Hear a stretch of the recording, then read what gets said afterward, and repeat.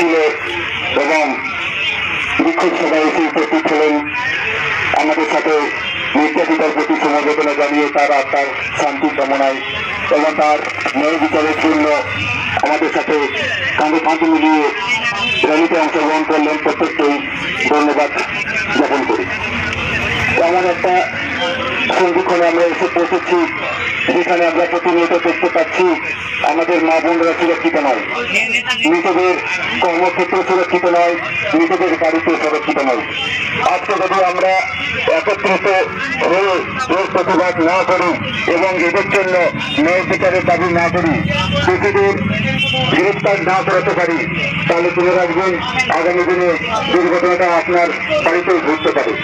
কাজেই প্রত্যেককেই ধন্যবাদ জানিয়ে আমাদের রাজ্য নেতৃত্ব যারা এসছেন আমাদের এই মিছিলের পা মেলাতে আমাদের দাবির সমর্থনে ন্যায় বিচারের দাবিতে তাদের কাছ থেকেই আমরা বিচার কথা শুনে নেব। আমি প্রথমেই লিখে নেব দুর্নীতি থেকে টাকা দিয়েছেন মাননীয় রবীন্দ্র সরেন মহাশয়, আমাদের বিষম আদিবাসী গায়কার রাজ্য সম্পাদক, ওনাকে বিচার কথা বলার জন্য অনুরোধ করছি। অসংখ্য ধন্যবাদ।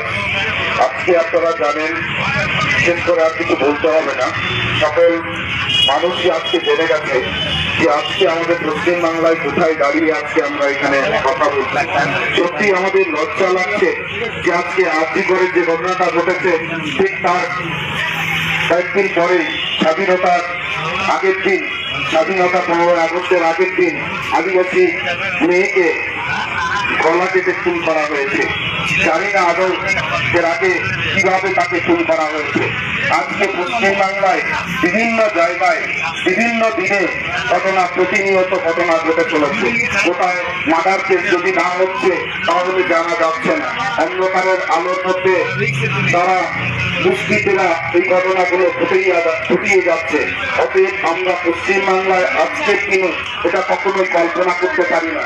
যাদেরকে আমরা ভগবান মানি, যেখানে আমরা মন্দির পুজো করি, হসপিটালগুলোকে মন্দিরের মতো করে পুজো করি, এখানে আমরা মানুষ বাঁচার জন্য যায়, সেখানে যারা বাঁচার জন্য যারা আছেন, ওখানে দায়িত্বে যারা ডাক্তারবাবুরা আছেন, যারা ডাক্তার দিদিমণিরা আছেন, নার্সরা আছেন, তাদের উপর যেভাবে আজকে অন্ধকার নেমে এসছে, যেভাবে প্রত্যেক হাসপাতালে কোনো তাদের নিরাপত্তা নেই পশ্চিম বাংলায়, বিভিন্ন সময় তাদের দিন রাত আমাদের জন্য সার্ভিস দিতে হয়, আমাদের জন্য ডিউটি করতে হয়।